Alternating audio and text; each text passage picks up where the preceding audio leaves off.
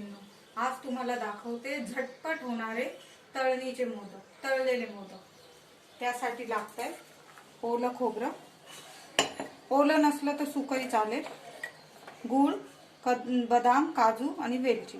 बदाम काजू असतील तर टाका, नसले तरी चालेल। मी खवत नाहीये खोबरं आता, मला एवढा वेळ नाहीये, म्हणून मी डायरेक्ट ग्राइंडर मधून क्रश करून घेते। तसं पण सारण छान होतं। मी याच्यातच क्रश करून घेते काजू बदाम पण, तेवढाच वेळ आपला वाचतो।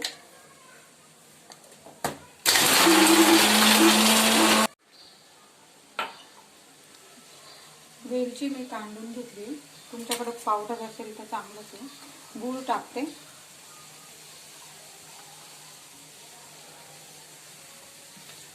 गूळ टाकलाय। एक नारळ असेल तर एखादा वाटी गूळ पुष्कळ होतो।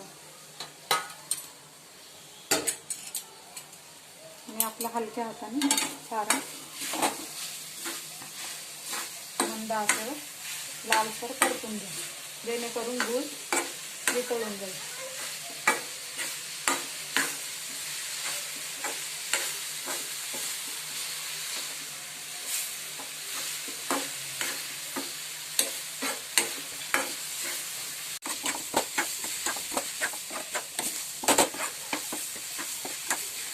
आपलं सारण तयार आहे। आता मी लालसर जरा भाजून घेतलंय, तोवर मी कणिक भिजवून घेतली। तुम्हाला कणिक नको असेल तर मैदाही चालेल। मी आपलं कणकेचे करते। हे बघा, हे मी असं कणकेचं पीठ मळून घेतलंय। तुम्हाला मैदा घ्यायचा तर घेऊ शकता। छानशा अशा पुऱ्या आपण लाटून घेऊया।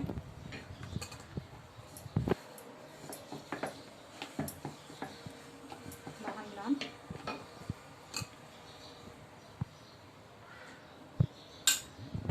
सारण टाकून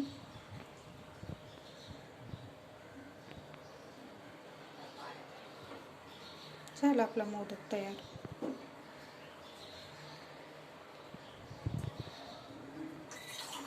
असं करून ठेवूया।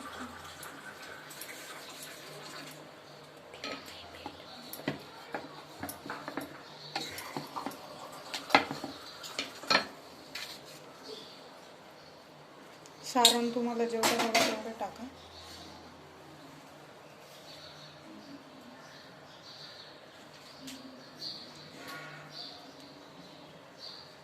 अगदी अर्धा तासाच्या आत तुमचे मोदक तयार होतील। घाई असली तर हे मोदक चांगलेच।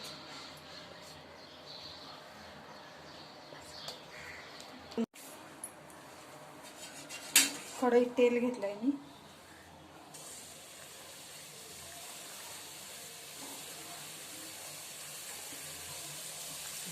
लालसर ब्राऊन होतं तळून घ्या।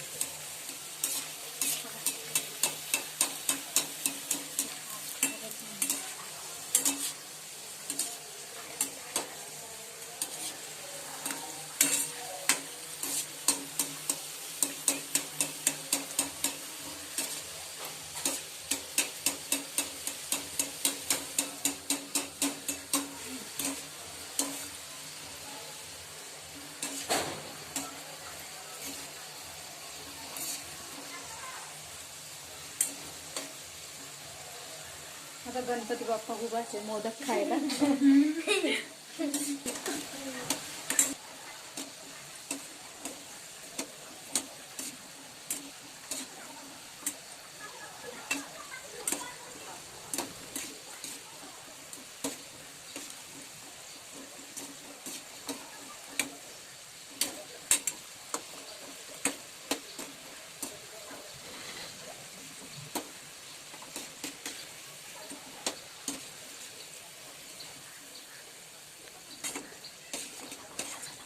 असे ब्राऊन लालसर रंगाला व्यवस्थित करून घ्या।